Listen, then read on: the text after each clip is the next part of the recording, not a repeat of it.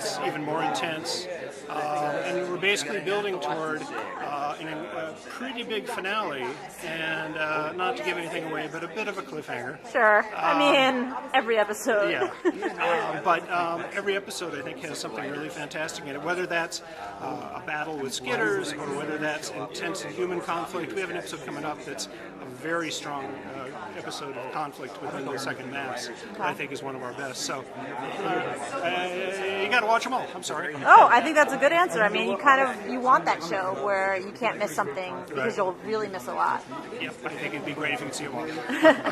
Now, can you talk a little bit about the decision to have these characters actually working with the Skitters in a way? Was that something that you thought maybe would get a questionable response from fans? Well, what we wanted to do with that, a couple things. One is we wanted to show how really desperate the situation was and how far some people would go. I mean, the people of the second mass so far, they appeared to have made a lot of the right decisions. They banded together, they were trying to protect one another. The character in Sanctuary, he made the wrong decision. But also beyond that, I think what it shows for the first time is that the Skitters aren't just mindless automatons. The Skitters can deal. Right. And we'll be exploring that as we go forward too. So. Okay.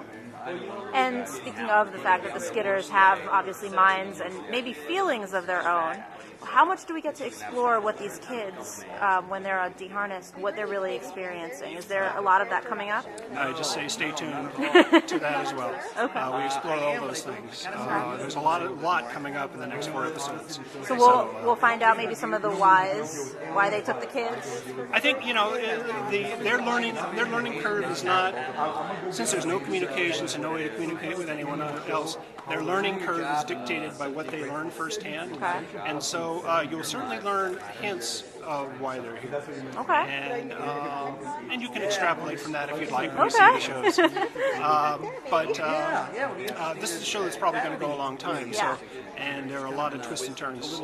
So for Anne and Maggie, those characters, how is that relationship making each woman stronger or better? Is that something that's coming through? I wanted to see more of that. Her and I, it's just different when you work with women versus when you work with men. It's just a different energy that comes across on the screen. I do a lot of stuff with men, and it was such a nice change. I loved working with Seychelle and her, and it just changed everything up. It was softer, it was more feminine, it was more intimate in some ways. Just very different. So I hope we do more stuff together. I loved working with her. Is there ever going to come a time when maybe the younger brothers want to start fighting, and Hal has to step in and make a decision, say yes or no? As far as with weapons against the aliens? Yeah. Well, Hal's always been a fan of arming Matt, the youngest one. There's even in episode 3, I think Pope's character says something about it, and I kind of back up Pope, which is a kind of ballsy move, because you can't be backing up Pope. It's fun of a character as he is, but I think if it was Hal's decision, he'd take Matt out on the weekends and show him how to shoot. But that's not actually going to happen. I don't know. Okay, maybe in season 2? Maybe in season 2. That might be a good guess. And now, have you thought at all about what you would like to see your character do in season 2, that maybe something different than what you've done so far? I've been incredibly blessed with what they've given me to do. It's a really interesting age, being 17. Hal's kind of growing into a man. He has this whole love life with these girls. He's trying to figure that out, but then also balancing it with being this soldier who is kind of put in a position of power. So in season 2, I would love to be able to explore that more and really, climb up the chain of command and, have to deal with making those executive decisions, sending people into battle, losing lives, and, toying over those ideas of how devastating that could be. Thinking ahead to season 2, what's coming up is going to really inform the story on an overall mythology. Well, I think the way season 1 ends really informs how season 2 begins, because we end season 1 with a big cliffhanger. I don't want to give away what it is, but it's pretty shocking, and it gives you a good drive for season 2. So I think that's the big part of it. We wanted to end season 1 in a way where we had the audience on the edge of their seats, wanting to come back, and I feel like the writers did an amazing job doing that.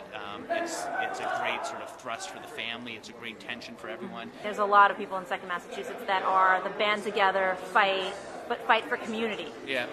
Do you anticipate introducing more characters who are the opposite of that in order to stir the pot a little bit for season 2? We have some interesting characters in season 2 that come together in different ways that that have different opinions, and then we have we have a grouping of people you'll see in season 2 that come together that have a new plan of how they think. Is it survival or is it fighting back? That have a different sort of perspective than the people in the first season. So we're trying to mix it up in terms of what would it really be like, right.